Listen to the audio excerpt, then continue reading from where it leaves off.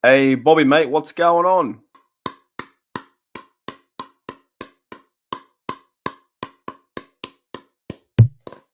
Bobby, man, you listening?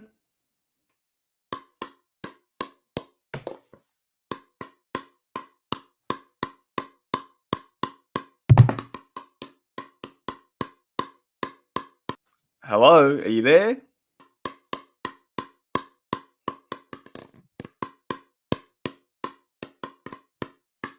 Bobby, just got one question for you. Who's to blame for the loss versus the Browns?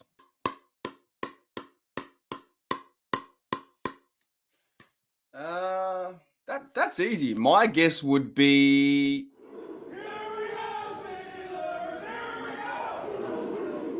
G'day, guys. Welcome back to Steelers Nation Australia. Hopefully, you guys enjoyed the intro. It's kind of fun to make yet again. Just mucking around, man. Trying to have a bit of fun. Trying to make a bit of a light of the situation. Wasn't good yesterday, right? The previous 2 weeks, it was good. It was fun. We beat the Packers. We beat the Titans.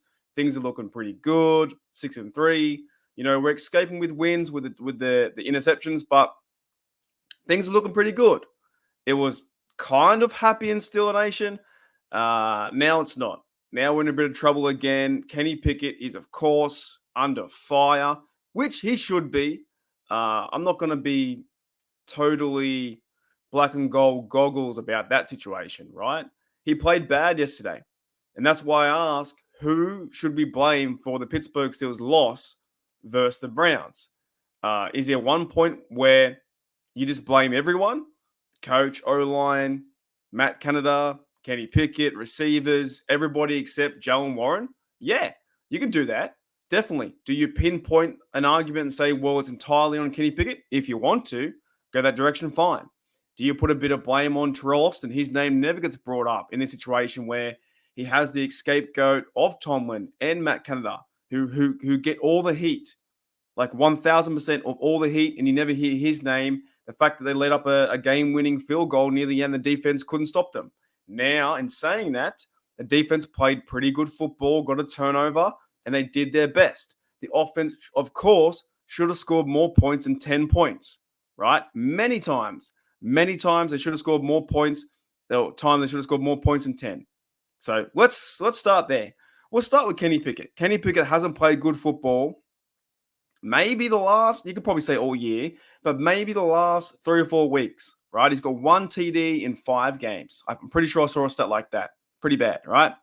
Kenny Pickett is just not seeing the field how we saw him see it that in the preseason. Kenny Pickett isn't seeing the field how we saw him play last season with that 6-2 run, right? And they're in a better chance to go higher and have a chance for the playoffs. There is something about Kenny Pickett that is off. Is it the ribs still bothering him? Is it the offensive coordinator is just terrible? Is it that Kenny Pickett is bad? Sometimes players are just bad, right? I'm not saying get rid of Kenny Pickett straight away, but he does deserve a high amount of blame for this loss. Like 1,000% deserves blame. That's for sure, because he only got like 100 yards, 0 TDs, couldn't find his receivers. DJ, I think he overthrew him a tiny bit, but DJ also, you got to make that catch. You got to find a way to make the catch. He's not going through his reads and finding the middle of the field. He's checking down a lot. He's playing safe football. At the same time, is he instructed to play safe football? So that then goes into Matt Canada. We all know how we feel about Matt Canada. You can't fire Matt Canada. He won't get fired. He's got 7 games to go. He's got a contract. If we like it or not, he has a contract with the Steelers. 7 games to go. That's it. That's all he's got. I doubt he gets an extension. It just won't happen. Now, people who are not fans of Mike Tomlin, I'm a huge fan of Mike Tomlin. I love Mike Tomlin. I still think he can win another Super Bowl with maybe a better draft next year. Maybe not this year, but maybe a better draft next year. You get pieces in play on the offensive line. Maybe you go and get a middle linebacker. I don't know. Maybe you get another corner, or you get a center. You get some moving pieces around there, and you have another year with Kenny Pickett, and you actually can move the ball down the field with an offensive coordinator who can do things. Maybe that happens. So there's pressure on Mike Tomlin always. He never gets credit for the win, or he rarely gets credit for the win, and he always gets a lot of blame for the loss, right? Everyone was cool with Matt Canada on the sidelines being 2-0, and now we face this another adversity speed hump, and we're freaking out again. So I understand the frustration. I really do get it. I'm a Steelers fan too. I'm just trying to see it through a positive lens. But Kenny Pickett, to me, he's going to be the guy, I think, for the next 7 games and maybe next year. Depending what they do in the draft, I don't think they're going to go draft number 1. I think they will draft maybe 3rd or 4th, maybe 5th round, possibly. Have a quarterback there. But Kenny Pickett is going to be there, I think, for the next 7 games to be number 1. And he's got to turn it around.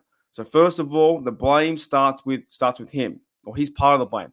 Matt Canada, he's also part of the blame. Mike Tomlin, he's also part of the blame, right? If you choose any of those 3 and put in the comments below, Mike Tomlin, Matt Canada, or Kenny Pickett, fantastic. If you even throw in a side wrench of Terrell Austin for a bit of blame, fantastic, right? Because the only good players who I saw play yesterday, and I'm recording in the future at my 7:41 p.m., and I'm right asleep now. I'm out, and it's your Monday, not Victory Monday, but it's Move On Monday. We've got to get through this part, right? Around lunchtime, I'll release it. And the only good players I saw play football yesterday was Miles Boykin. I've been really high on doing the punt returns, being the gunner. I saw James Pierre play some good snaps. I saw Riley play some good snaps there at safety. I thought Trenton Thompson played well in parts. Elena Roberts played good football. TJ Watt played good football too when he could get to the quarterback and harass him. But by the way, too, DTR played some good football too, getting out of the pocket and extending plays. But the only guy on offense I saw play really good football was Jalen Warren. Now, we talked about yesterday that Najee Harris is really frustrated. He's really fed up with the offense. So something at some point has to give.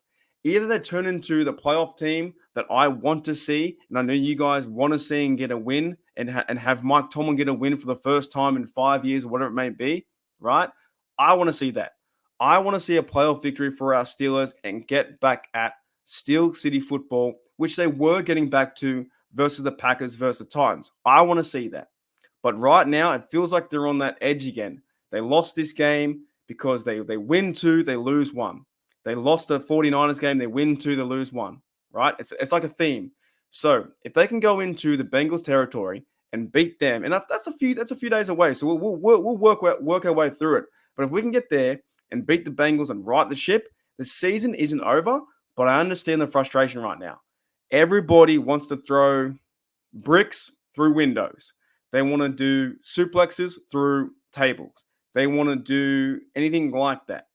They want to do bumper cars, helmet to helmet. They want to, throw their body into a wall, crack their head with a beer bottle, stuff like that. It's very difficult to watch Steelers football right now because I think in Matt Canada's career or offense, right, last 3 years, they've only had 3 games where they've won the game by multiple scores. I'm pretty sure it's 3. You guys can fact check me on that if you want to. I'm pretty sure it's 3. I saw it the other day by Alan Saunders. So it's not that fun, crazy football we are seeing with Big Ben and those Antonio Brown offenses. They're doing enough just to win the game, and they're playing football. And it doesn't feel good all the time. But sometimes to cover that up, a win feels good, doesn't it? And yesterday, we didn't get the win. It was 13-10. We lost by 3 points with DTR going down the field to get a few passes over the middle, 10-yard pass, 15-yard pass, set up for a field goal, and see you later. The same time, too, the offense had a chance when we had possession with 1.5 minutes to go down the field and kick our own field goal to win the game or go into overtime. And not once in the last 2 drives did the Steelers think about running the football. I apologize. Not running, but they didn't run with Warren. Warren was your main guy, and you didn't use him in the last 2 drives. So this team is frustrating. It's annoying. It sucks. But all we can do is do what Bobby did at the start, is play pickleball, man. Is just keep chugging along. I don't know what else to say. I have no idea. Anyways, guys, I thank you for your time, your comments, the trolls, anyone like that, anyone who doesn't like me. I thank you as well for the views. You help me out. Don't care. But I mostly thank you guys for being the OG community that is still Oz, and we're growing each and every single day. It's fantastic. So much fun. I really enjoyed doing these videos, and I hope the Steelers can turn around, man, because we got the Bengals coming up. the Bengals and Jake Browning. We'll reverse him, get a W, and rewrite the ship for next week. I'll see you later.